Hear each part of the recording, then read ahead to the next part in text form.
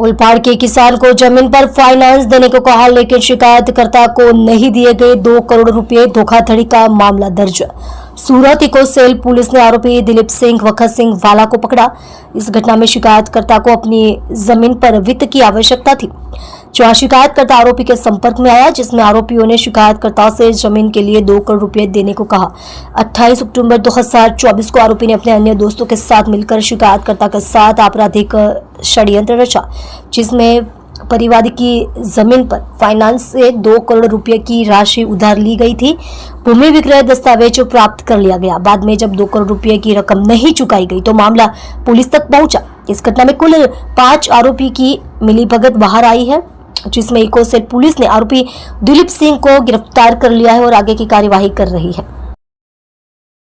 आप देख रहे हो माया नगरी न्यूज चैनल, संपादक दीपक गुप्ता के साथ।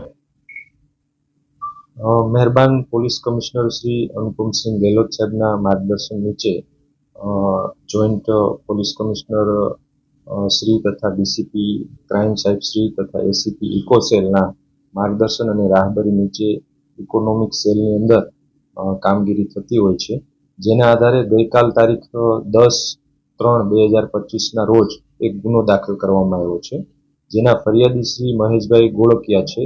એમને અચાનક કોઈ ફાઇનાન્સની જરૂર પડી, જેથી એમણે બજારની અંદર દલાલોનો સંપર્ક કર્યો કે ભાઈ મારે 2 કરોડ જેવું ફાઇનાન્સ જોઈએ છે, જેથી એમને એક દિલીપ કરીને દિલીપભાઈ તખતસંગ વાળા જે બજારની અંદર મળ્યા અને એમણે કીધું કે હું તમને ફાઇનાન્સ અપાવી દઈશ, પરંતુ તમારે જો ફાઇનાન્સ જોતું હોય તો એના બદલામાં તમારે તમારી કોઈ બી જમીન જે છે એ એમને દસ્તાવેજ સ્વરૂપે કરી આપવી પડશે, જેથી ફરિયાદી શ્રી મહેશભાઈ ગોળકિયા એમના વિશ્વાસમાં આવી ગયા અને આ દલાલે બીજા અન્ય આરોપીઓ જે આમની સાથે સંકળાયેલા છે આ ફરિયાદમાં, તેવા જોઈએ તો એક આપણે મેહુલ કિરીટસિંહ જાદવ, હરદતસિંહ જયદેવસિંહ જાદવ, બહાદુરસિંહ જયવીરસિંહ જાદવ, જયરાજસિંહ વનરાજસિંહ જાદવ, આ બધાએ ભેગા મળીને ગુનાહિત કાવતરું રચ્યું અને આપણા ફરિયાદી શ્રી મહેશભાઈ ગોળકિયા છે એમને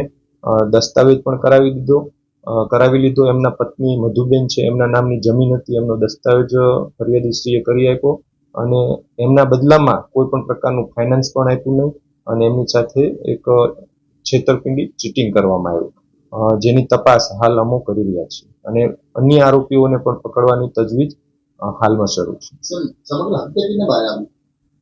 ફરિયાદી શ્રી એ પોલીસ કમિશનર શ્રી સાહેબનો સંપર્ક કર્યો અને કમિશનર સાહેબે તુરંત આ બાબતે એક્શન લઈ અને આરોપીઓને ધરપકડ થાય એ બાબતની સૂચનાઓ આપી, જેથી કરીને એક આરોપી દિલીપ છે એમને પકડવામાં આવ્યો છે અને રિમાન્ડની તજવીજ કરવામાં આવેલી છે।